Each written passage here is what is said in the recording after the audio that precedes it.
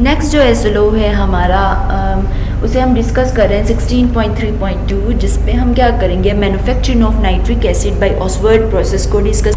Oswald process होता क्या है? ऑसवर्ड प्रोसेस एक केमिकल प्रोसेस है जिसको हम नाइट्रिक एसिड HNO3 की प्रिपरेशन के लिए यूज़ करते हैं। इस प्रोसेस को फर्स्ट टाइम डेवलप किया था विल्हेल्म ऑसवर्ड ने 1902 में।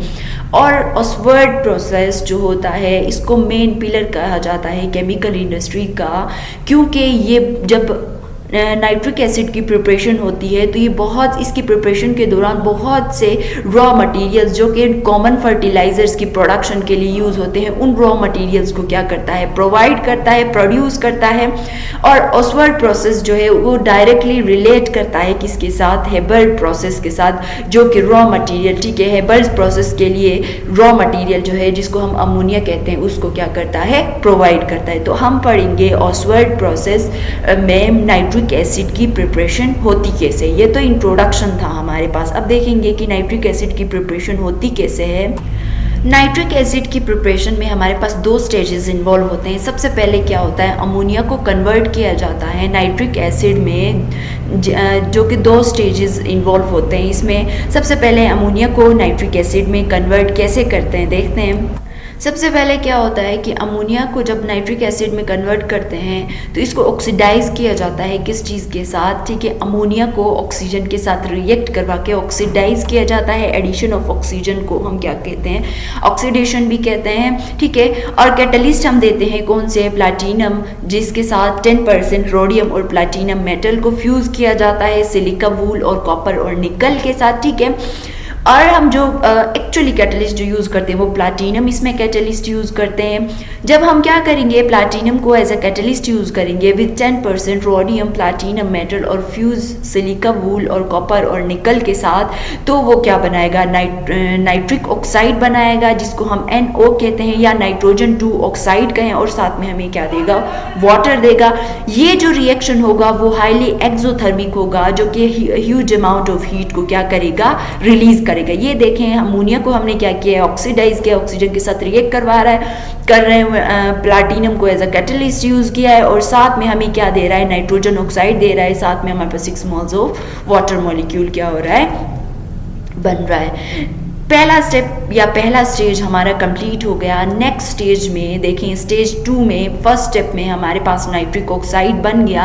अब नेक्स्ट स्टेप में उस नाइट्रिक ऑक्साइड के साथ हम क्या करते हैं, ठीक है, ऐसा क्या होता है, कौन सा केमिकल रिएक्शन होता है जिसके रिजल्ट में हमें नाइट्रिक एसिड मिल जाता है। देखिए बच्चों, स्टेज 2 में क्या होता है, जो नाइट्रिक ऑक्साइड हमारे पास बन रहा होता है, ठीक है, फर्स्ट स्टेप में जो बन रहा होता है उसको फर्दर हम क्या करवाते हैं, ऑक्सीजन के साथ रिएक्ट करवाते हैं। उस नाइट्रिक ऑक्साइड को फिर नाइट्रिक ऑक्साइड को हम ऑक्सीडाइज करते हैं या ऑक्सीजन के साथ रिएक्ट करवाते हैं, तो वो हमें क्या देता है, नाइट्रोजन डाइऑक्साइड देता है। नाइट्रोजन डाइऑक्साइड के साथ, ठीक है, जब ये नाइट्रोजन डाइऑक्साइड वाटर के साथ रिएक्ट करता है तो हमें क्या मिलता है, डाइल्यूट नाइट्रिक एसिड मिलता है। और कुछ अमाउंट ऑफ, ठीक है, जब हमें डाइल्यूट नाइट्रिक एसिड मिलेगा, जब वाटर के साथ रिएक्ट करने के बाद ये नाइट्रोजन डाइऑक्साइड वाटर के साथ रिएक्ट करेगा तो हमें डाइल्यूट नाइट्रिक एसिड मिलेगा। और इसके साथ साथ थोड़ा सा नाइट्रोजन डाइऑक्साइड, ठीक है, नाइट्रोजन डाइऑक्साइड जो बनेगा वो वापस क्या हो जाएगा, हमारे पास रिड्यूस पोर्शन ऑफ, ठीक है। और जो हमारे पास नाइट्रोजन डाइऑक्साइड रिएक्ट कर रहा है वाटर के साथ, तो हमें क्या मिल रहा है, नाइट्रिक एसिड मिल रहा है, ठीक है। अब इसके रिजल्ट में साथ में हमारे साथ क्या बन रहा है, नाइट्रिक ऑक्साइड बन रहा है। इसको रिसाइकल करते हैं और the acid is concentrated to require the strength of distillation, ठीक है। To the process of distillation हम क्या करते हैं, जो हमारे पास रिसाइकल नाइट्रिक ऑक्साइड होता है उसको हम दोबारा रीयूज कर सकते हैं फॉर द प्रिपरेशन ऑफ दोबारा क्या, नाइट्रिक एसिड। तो ये हमारे लास्ट के 2 स्टेप्स थे।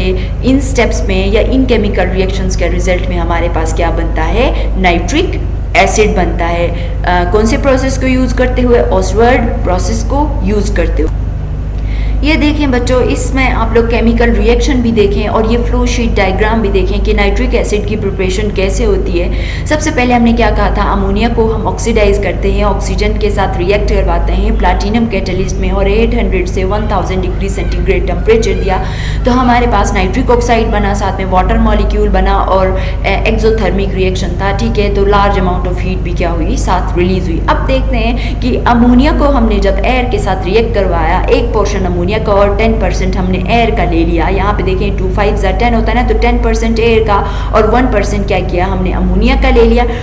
यहाँ पे जब हम इस चैम्बर के अंदर, यहाँ पे प्लाटिनम हमने प्लाटिनम गैस रखा है, एज अ कैटलिस्ट हमने प्लाटिनम को यूज़ किया है। जब हम अमोनिया और एयर को डालेंगे तो हमारे पास नेक्स्ट चैम्बर में रिएक्शन के बाद क्या बनाएगा, नाइट्रिक ऑक्साइड बनाएगा। ये इस नाइट्रिक ऑक्साइड को क्या करेंगे, फर्दर ऑक्सीजन के साथ रिएक्ट करवाएंगे तो नाइट्रोजन डाइऑक्साइड बनाएगा।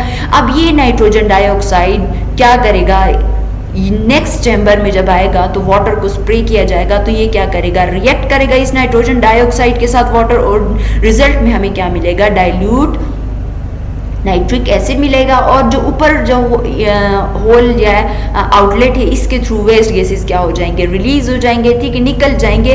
और देखें इन जो अलग अलग से चैम्बर्स हैं उनको नाम दिया है। यहाँ पे हमने प्लाटिनम कैटलिस्ट यूज़ किया है तो कैटलिस्ट चैम्बर का नाम दिया है। यहाँ पे हम कूलिंग चैम्बर दे रहे हैं क्योंकि हम एयर को क्या करें, नाइट्रिक ऑक्साइड को हम एयर दे रहे हैं। अब यहाँ पे ऑक्सीडाइजिंग चैम्बर है, जो नाइट्रिक ऑक्साइड बना था उसको ऑक्सीजन के साथ रिएक्ट करवाते हैं तो नाइट्रोजन डाइऑक्साइड बनाता है, इसीलिए हम ऑक्सीडाइजिंग चैम्बर कह रहे हैं। अब एब्जॉर्प्शन टावर में क्योंकि जो नाइट्रिक डाइऑक्साइड था वो वाटर को क्या करता है, एब्जॉर्ब करता है, एब्जॉर्ब करके उसके साथ रिएक्ट करके नाइट्रिक एसिड बनाता है जो कि डाइल्यूट होता है हमारे पास, और वेस्ट गैसेस जो अपर आउटलेट के थ्रू क्या होते हैं, रिलीज होते हैं। तो इस तरह क्या होती है हमारे पास ये जो पूरा प्रोसेस होता है किस चीज़ का होता है, नाइट्रिक एसिड का होता है, ठीक है। ये हमने जो प्रोसेस पढ़ा ऑसवर्ड प्रोसेस के थ्रू नाइट्रिक एसिड की प्रिपरेशन कैसे करते हैं, वो जो 2 स्टेप्स इन्वॉल्व थे उनमें केमिकल रिएक्शन कौन कौन से होते हैं, और फ्लो शीट डायग्राम भी हमने क्या पढ़ी, ऑसवर्ड प्रोसेस की पढ़ी।